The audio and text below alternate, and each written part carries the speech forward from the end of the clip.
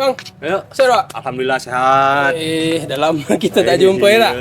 Dah nak 7 bulan tak? Nggak terasa dah 7 bulan kita nggak ketemu. Tapi Bang Ali sehat Alhamdulillah sehat. Sehat. Bawa semua macam mana? Sehat? Sehat, Alhamdulillah Semoga sehat selalu di mana pun Mika orang berada. Nah, ini Bang Ali nih. Kita kali ini bersama Bang Ali dalam segmen Sejarah dan budaya. Sejarah dan budaya. Disingkat apa? Sebudaya. Sebudaya. Itu dia. Nah, ini kita nak bicara apa nih Bang? Sharing-sharing sikit lah Ini kan kita nak dekat nih dengan Hari Santri betul. 22 Oktober nih. Betul. Hari Santri 22 Oktober Iya. Tapi kalau kita tahu santri itu berasal dari kata bahasa Jawa, bumi Jawa lah yang kita tahu tak? Iya. Tapi kalau tempat kita tu ada tak Bang Ali? Ada Ada. Makna santri itu sebenarnya apalah? Nah, ini dia. Ini ada beberapa makna santri ni ya. Ada ni saya ni cuma ambil 2 aja nih makna santri ini. Keseluruhan lah. Ya. Nih. Ada nih yang mungkin ini bisa menjadi banyak orang tahu. Makna santri yang ini pertama nih. Ini santri yang pertama ini berasal dari bahasa Sangsekerta. Sangsekerta. Iya, Mika orang tahu tak Sangsekerta itu apa? Ini Bang Ali jelaskan dulu nih. Dari bahasa Sangsekerta ini kan bahasa zaman dulu. Zaman dulu nih. Santri itu berasal dari kata sastri. Sastri. Macam tu sastri. Sastri. Arti dia tu Bang? Arti sastri itu yaitu orang yang mempelajari ilmu agama atau kitab suci di persastrian. Nah, persastrian itu seperti suatu tempat di mana orang itu belajar di situ, bisa dibilang gubuk lah. Gubuk. Oh, macam pondok pesantren tak? Macam pondok pesantren. Tapi macam tu. orang tuh tetap di situ, menetap di situ. Menetap. Nah, jadi kan kalau bisa dibilang tuh sekarang tuh kayak santri itu orang yang mempelajari ilmu agama di tempat pondok pesantren. Tapi kalau kita lihat di daerah kita tu sebenarnya tu nilai-nilai dari santri kan poin utama dari santri itu kan seseorang yang menuntut ilmu agama. Di tempat kita tu kan budak-budak dulu tu masih kecil-kecil lagi tu dah belajar agama lah. Itu dah ada nilai-nilai santri dia tak? Ada lagi yang kedua nih. Betul. Yang kedua, nah santri secara umum juga ini bisa diartikan sebagai orang yang menekuni ilmu agama, termasuk itu pendidikan agama Islam secara bersungguh-sungguh pada suatu dengan guru. Dengan guru. Jadi dia tuh kayak semua suruh guru diikuti dia. Takdim dia ke guru lah. Takzim dia. Jadi tak perlu untuk di pondok pesantren.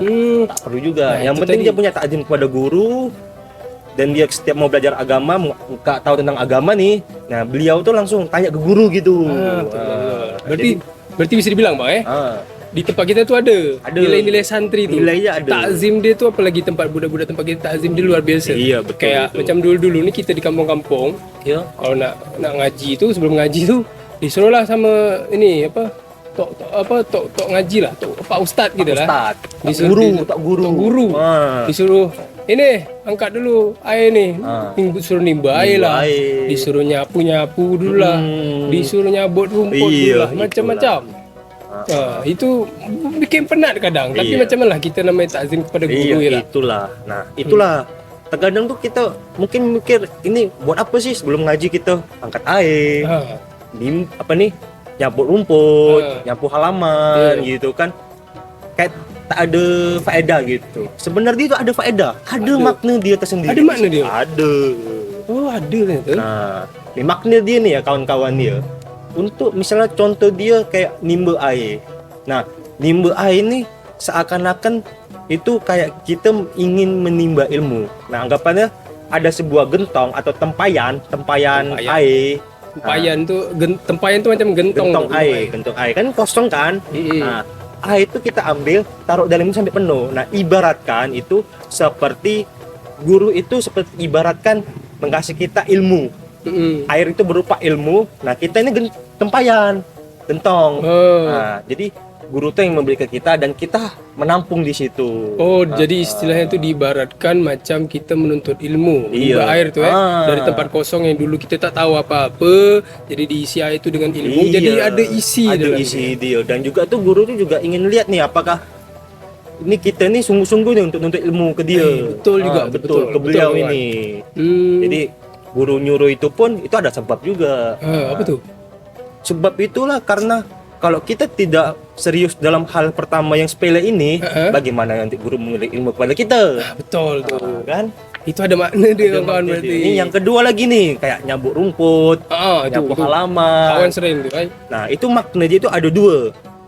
Itu membersihkan diri di bagian luar dan juga dalam batin kita, dalam diri hati kita. Itu dia ternyata ada makna dia. Ada makna dia. Jadi istilahnya itu kita disuruh mensucikan diri kita dulu sebelum menuntut ilmu. Gitu.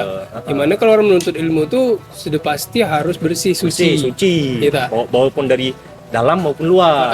Lepas juga lingkungan untuk kita belajar. Itu dia. Itu juga betul kan. Tapi Wak, ngomong-ngomong tentang mengaji nih Wak ya. Saya ini ada satu kisah Wak. Apa tuh? Kisah dia nih mungkin kawan-kawan semua dulu tuh pernah ngerasain lah Wak ya. Yaitu sholat maghrib. Apa itu sholat maghrib tuh? Kita nih kan kalau dulu itu pantang nama dia kalau nggak sholat maghrib di masjid ataupun surau. Betul.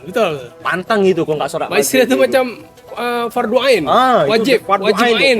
Iya. Nah, biarlah kita nggak sholat 4 waktu tuh di surau atau masjid. Jadi 4 waktu nggak sholat di masjid. Yang penting maghrib nih lah harus. Iya betul. Sholat di masjid nih. Tapi kawan-kawan semua jangan tiru Yang namanya sholat, yang namanya beribadah tuh harus 5 waktu. 5 waktu di masjid sholat. Mungkin bisa nih. Tapi kita kecil-kecil dulu tak. Sholat sekali jadilah. Lima waktu, 4 waktu kat rumah kata dia tadi kan. 1 waktu tu di masjid maghrib tu kan. Nah, itu pun 4 waktu tadi tu entah dilakukan entah tidak. Itu kita tak tahu lah. Nunggukan mak merepet dulu iya, betul. Tapi Bang Ali iya, gimana? Bercakap tentang nilai-nilai santri tadi. Iya. Sebenarnya tu kan di tempat kita tu adalah nilai adat istiadat ataupun nilai-nilai santri yang sudah terjaga dari dulu. Contohnya seperti itu apa macam sebelum kita nak berguru, sebelum kita nak mengaji ke guru ngaji, istilah itu daftar lah tak? Iya. Daftar tu ada kalau di kampung tu disuruh bawa ini minyak tanah sama pulut kuning.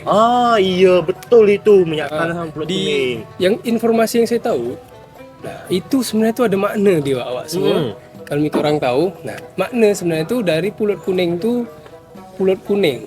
Yang kita tahu pulut tu macam mana bentuk dia? Bentuk dia tu lengket lekat dia lah. Lekat gitu. Lekat gitu. Nah, itu harapannya nanti ilmu yang diperoleh kita dalam menuntut ilmu dari guru tu akan lekat kepada kita dan juga rasa yang ada antara guru dan murid tu jadi lekat gitu istilahnya.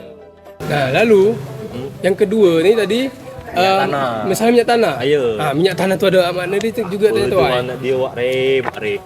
Makna dia tu minyak tanah tu kan istilahnya tu bahan bakar yang gampang tersulut api. Nah, itu harapan dia nanti dalam kita menuntut ilmu kita mudah untuk mendapatkannya. Istilahnya tu macam gampang tersumut gitu dengan adanya hadirnya guru tersebut. Iya, betul. Gitu.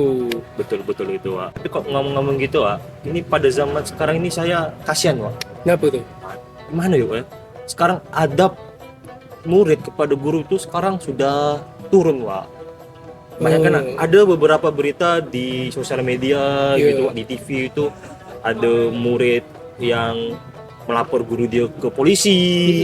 Bahkan ada nih Wak, sampai murid itu ngebunuh guru dia ke polisi karena tak terima dihukum Wak. Ada gitu? Ada Wak. Ini anak kena buku 5 gitu karo saya. Itu dia. Padahal zaman dulu itu saya itu kalau misalnya ada masalah sama guru saya dihukum atau apa, saya tak berani Wak untuk cakap nak orang tua kabar ke orang tua kita.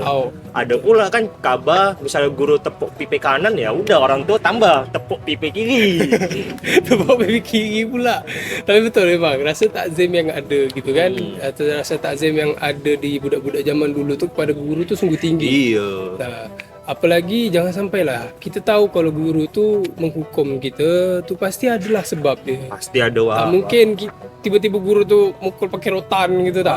Tak mungkin tiba-tiba kalau kita tak buat salah. Jadi pasti ada salah gitu tu Wak.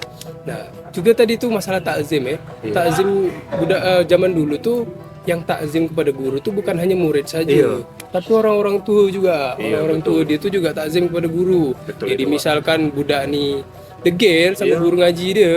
Makanya tuh kena Sebarotan. kena sebarotan sama di guru ngaji kan. Iya. Balik-balik ngadu orang tua nih. Iya. Kena rotan lagi. Itu betul itu. Wah. Itulah dia.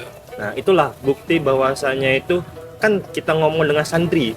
Santri kan identik dengan takzim dia kepada guru sangat tinggi. Iya. Nah, juga kolaborasi dari orang tua ini juga sangat mempengaruhi, Wak. Betul tuh. Kalau misalnya orang tua itu tidak merelakan anak dia untuk mondok di pesantren atau tidak membolehkan berguru dengan orang lain, Iya. ajar dia lah sendirilah. Betul. Baik aja sendirilah. Aja sendirilah gitu. Betul gitu. Bukan pula kita membenarkan tindak kekerasan Iya.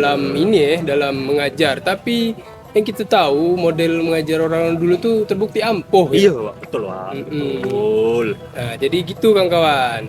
Nah, oke, Wak. Ini kan jadi gini, Wak, kan. Kita udah di penghujung acara lah nih. Ya. Nah, jadi santri nih, Wak, ya. Bisa juga kita simpulkan nih merupakan rasa takzim dia kepada guru.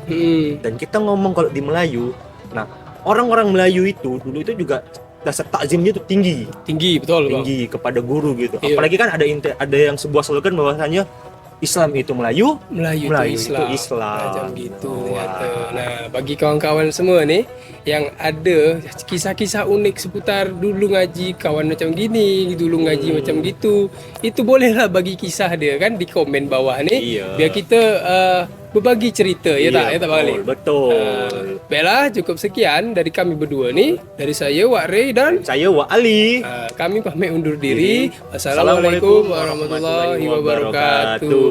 Melayu, jangan sampai layu. Selamat Hari Santri.